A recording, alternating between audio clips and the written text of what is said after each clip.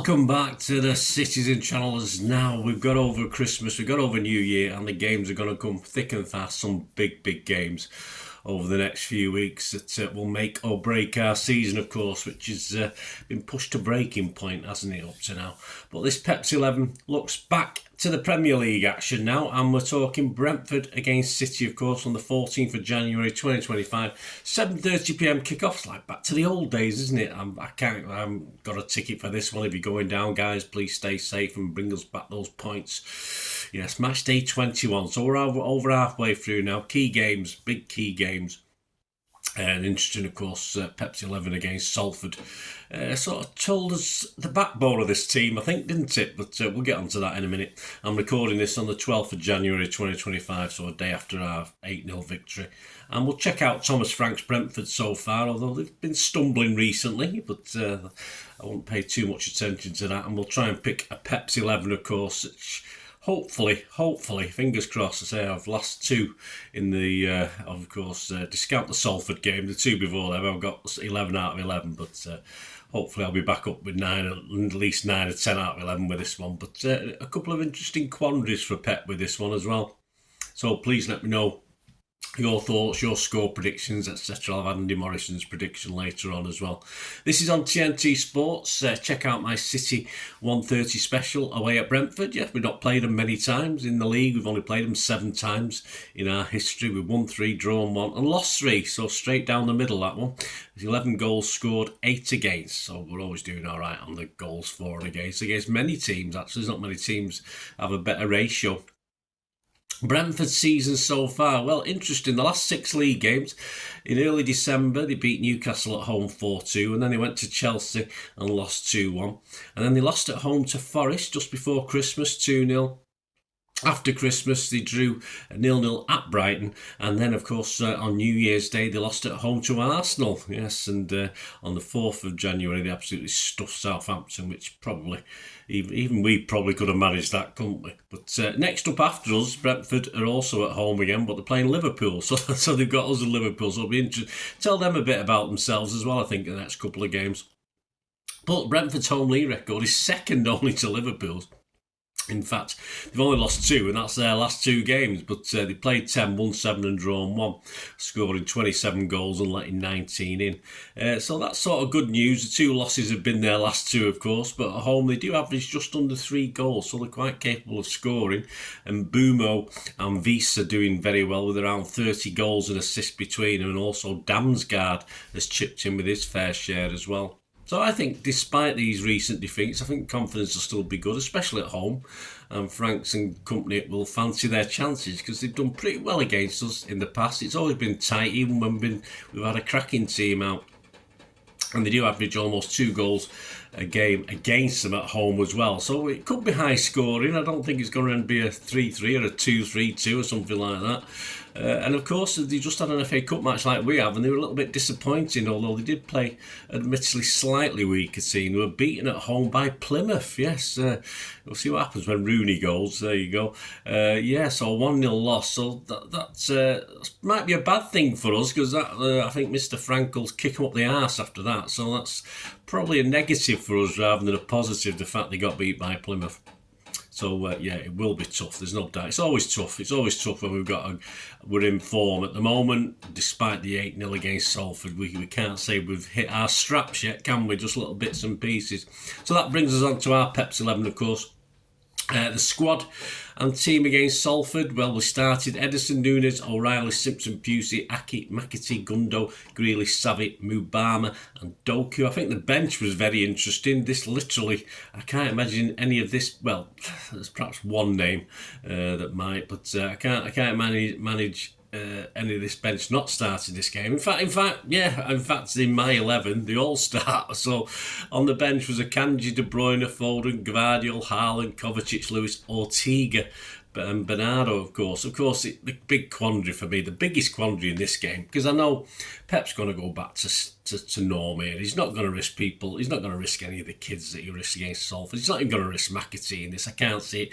If he does, all credit to him, but it won't be the Pep we all know and love if he does that. So his main quandary, I think, is whether it's Ederson or Ortega. Now, Ederson needed that time against Salford, of course, but it didn't tell Pep anything he didn't already know. And there's strong rumours that Ederson's nose is out of joint and he'll be on his way. So, yeah, it's a bit of a quandary for Pep. What he does depends how he thinks City's future is. If you think City's future is still with his tried and trusted Ederson with his footwork, then I think he'll start this. Otherwise, if it's not particularly that way of going and he needs to do something a little bit different in defence, we might see Ortega for this. I think this will tell us a lot as well. Started on the bench, will start against Brentford. Well, all that 9. Basically, I'm going to go Ortega. So basically, that subs bench. It's too early for Diaz. I think he's back in training, is he? But he's obviously not fit enough. I can't see anyone else coming into the team that wasn't in the squad against Salford. So just a couple, really, isn't it, from that starting 11 if I include Ortega. So this is my 11. Let me know what you think, guys. I mean, it's Pep playing safe again. Whether this will be good enough on the day to beat Brentford again in midfield, I do think we lack a little bit of leg still, unfortunately. But as I say, if he's not willing to put people like O'Reilly and McAtee in, I think we're just going to have to suck it and see, aren't we, on that one? And hopefully the guys who've had a bit of a rest over the weekend, who've been playing for me a little bit undercooked, will be another few days nearer being fully fit and can do a job for us and get us back on the sort of road to certainly clinching definite top 4 and perhaps winning a trophy or two, a cup or two. That'd be nice. Anyway, this is my 11. Ortega in goal. Again, wouldn't surprise me if Ederson's in goal, but I've got Ortega. And a back 4, I'm ignoring Walker now, of course, because all the thoughts that he's going, Walker won't be included if his head's not on right anyway and he's on his way.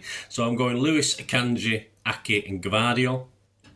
As I said, too early for Diaz. There's no way Simpson, Pusey or anybody like that's going to play in this game. And in the middle, you've got to go Kovacic. We don't have any other option at the moment. A lot of rumours for January, but no one's come in yet. So I'm going Kovacic, Bernardo, KDB and Foden. Obviously moving around those 3 alongside Kovacic. Of course, Bernardo could give support to Kovacic as well. KDB a bit more free role, and Foden, of course, can play the wings, but we'll see with that. And then obviously that leaves a couple, which is Haaland's got to play. I don't think there's any doubt about that. And it's whether it's Savi or Doku, but based on the fact that Doku had a cracking game, I'm going to go Savi.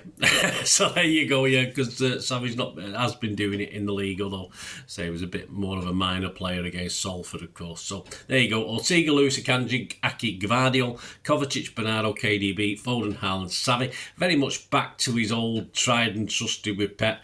Will that be good enough? I'll let you know in a minute. It's, as I say, if the guys are a bit fitter than they have been recently, but Brentford are a big challenge. Let me know your thoughts, guys, anyway.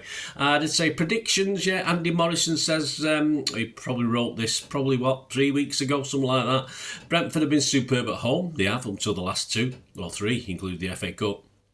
And they'll be up for this game, make no mistake. But this is Manchester City, says Andy. Treble winners, Premier League champions. Call it arrogance, but I just can't go anything but a very hard-fought win for the Blues. I love Andy. I love his passion.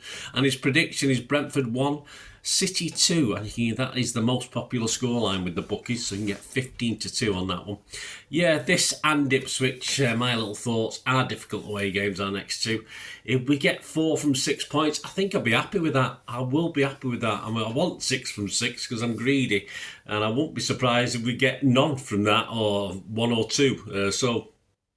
But I'm going to stay positive. It's a new year. It's 2025. We always come good after Christmas, I'm told. So there you go. It's sorted, isn't it? Absolute no problem whatsoever. So I'm going to stay positive. But I was going to go 3-1 because I didn't want to agree with Andy. But I can't see that. I just can't see us beating them by 2 goals. They've always been tight games at their place in modern history. So I'm just going to go 2-1 like Andy. I'm going to be boring and go the same score as Andy at 2-1. And fingers crossed that a bit of the old City will be back in it now that we're into 2025. Let me know your thoughts, your score predictions, guys. A quick sum up of other odds, of course, at the 11th of January 2025. These odds, the top 4 finish for City went from 8 to 11. It's now into 8 to 15. So we've firmed up a bit on the top 4. I might be looking at top top two in a 2 weeks time, who knows, and we'll do odds on that. But at the moment, I'm being realistic. Top 4, 8 to 15. Brentford, a top half, finishing at 4 to 1. No, they're not. They're only about 11. I think they're 11th at the moment. So, you know, that home form is tremendous. If they put a bit of that home form into their away form, top half is very doable. So 4 to 1 isn't a bad price. A bottom half finish, the bookies are saying nailed on really, 1 to 6 on. So, you're a Brentford fan, you fancy yourself that you might finish top half. There you go, fill your boots. Other popular scorelines for this particular game: a 1-1 draws 8 to 1, a 2-0 City win is 10 to 1, a 2-2 draw and a 3-1 City win are both 11 to 1. These are average prices. And a Brentford, the first decent price you get on a Brentford victory is a 2-1 Brentford victory at 14 to 1. Match odds themselves, City at 8 to 13 on, which isn't, if you fancy us, isn't too bad an odds on price. A draw is 17 to 5 and a Brentford win is 7 to 2. So as ever, Brentford fans, you can do a little bit of dutching and win a few quid there. Or be positive and go for your 7 to 2 victory. Why not? I wouldn't put any of you off that. Why not? And, have confidence in your own team. So there you go, guys. Let me know your thoughts if you're having a flutter on that. Let me know what your predictions are, etc. And of course, the player ratings and story of the game. The player ratings will be out on Wednesday for this one, and on Thursday will be the story of the game. I'll have a little bit of a, hopefully, lighter look at it, although obviously it can get a bit serious at times depending on how we're doing.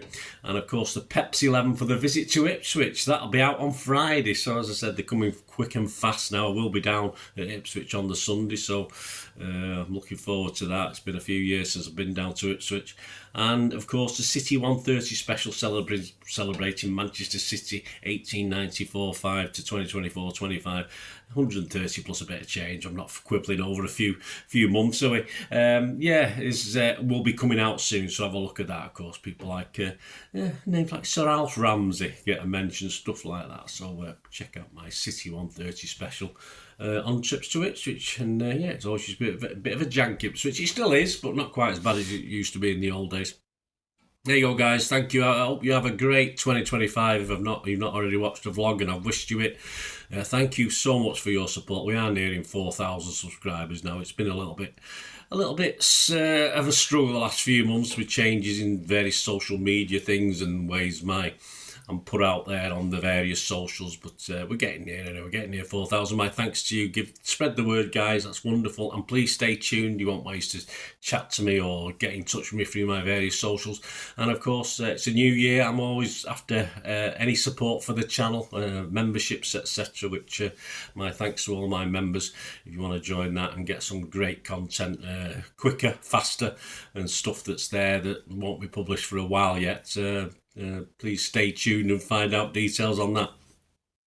I hope you enjoyed the feature, and if you can support me through the subscription, if you can subscribe, guys, that'd be wonderful if you've not already done so.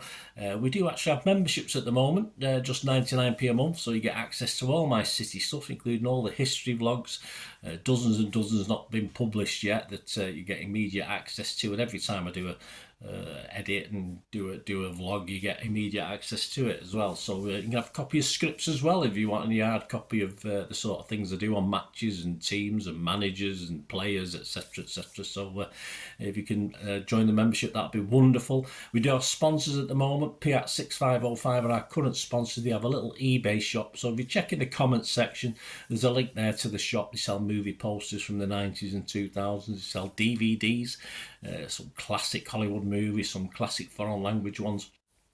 And if you do see anything you fancy on there, if you do place an order, just mention me, just say Bernard sent you, and you automatically get 10% reduction in the cost of your order. So fill your boots, guys, and my thanks to Piat6505. And if you want to support the channel just by watching the ads, that helps. Watch the ads, let them play through while you just have to check your phone or something, let it play out.